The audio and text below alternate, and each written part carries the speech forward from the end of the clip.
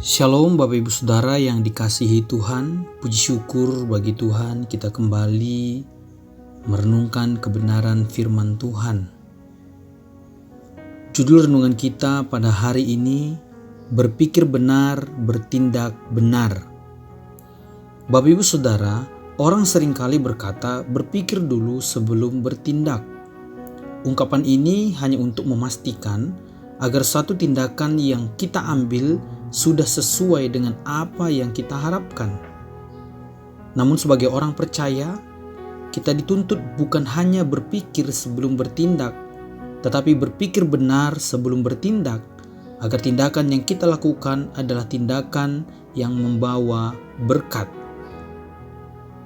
Bapak Ibu, orang sehebat Abraham pun pernah berpikir sebelum bertindak, tetapi yang dipikirkannya bukanlah pikiran yang benar, sehingga menimbulkan masalah yang baru. Di dalam Kejadian pasal yang ke-20 dikatakan di sana bahwa Abraham berangkat ke tanah Negeb dan menetap antara Kades dan Syur. Ia tinggal di Gerar. Tetapi kemudian di sana Abimelek, raja Gerar, mengambil Sarah istri Abraham menjadi istrinya. Hal ini tentu satu kesalahan di mata Tuhan.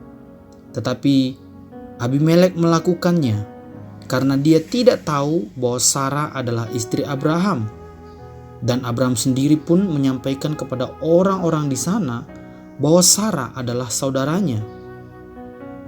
Bapak Ibu, ini merupakan tindakan yang bodoh. Tetapi beruntung saja pada malam ketika Abimelek tidur, ia mendapat mimpi dan Allah mengatakan kepada Abimelek bahwa dia harus mati karena telah mengambil istri Abraham. Karena Tuhan mengasihi Abimelek dan melihat ketulusannya, maka Tuhan tidak menghukum dia dan menyuruh Abimelek untuk mengembalikan Sarah kepada Abraham. Bapak Ibu Saudara yang dikasihi Tuhan, pertanyaan yang harus kita jawab adalah, mengapa Abraham sampai melakukan hal itu sehingga menimbulkan persoalan? Di dalam Kejadian pasal yang ke-20 ayat 11 dikatakan, lalu Abraham berkata, aku berpikir, takut akan Allah tidak ada di tempat ini, tentulah aku akan dibunuh karena istriku. Kita perhatikan di sana, Abraham berpikir, dia memiliki pikiran yang negatif, pikiran yang salah. Apa yang dia katakan di sana? Dia berpikir negatif tentang satu wilayah. Dia katakan takut akan Allah tidak ada di tempat ini. Seolah-olah wilayah atau tempat di mana dia berada pada waktu itu bukanlah tempat yang baik. Itu yang membuat dia berpikir negatif. Bapak Ibu Saudara yang dikasihi Tuhan, tempat atau wilayah dimanapun kita berada Tuhan tempatkan adalah tempat yang tepat untuk kita memperoleh janji Tuhan. Kita memperoleh berkat, kita memperoleh sukacita yang Tuhan berikan. Kita tidak boleh mengeluh akan satu tempat, satu wilayah yang Tuhan telah siapkan bagi kita. Misalkan kita ada di daerah tinggal kita, atau kita ada di gereja kita, itu adalah tempat di mana Tuhan mau memberkati kita. Kemudian yang dipikirkan Abraham negatif adalah tentang orang lain. Dia katakan bahwa orang-orang di sana tidak memiliki rasa takut akan Allah. Kita tidak dapat menghakimi orang lain, Bapak Ibu Saudara. Sebab hubungan seseorang dengan Tuhan hanya dia dan Tuhan yang tahu. Dan setiap orang akan mempertanggungjawabkan kehidupannya di hadapan Tuhan. Bagian kita adalah mempercayai bahwa orang-orang di sekitar kita adalah sarana yang baik, sarana yang tepat yang Tuhan sediakan untuk kita boleh maju dan bertumbuh di dalam iman. Sehingga kita tidak dapat menghakimi orang lain. Kemudian yang dipandang negatif, yang dipikirkan negatif oleh Abraham adalah berkat.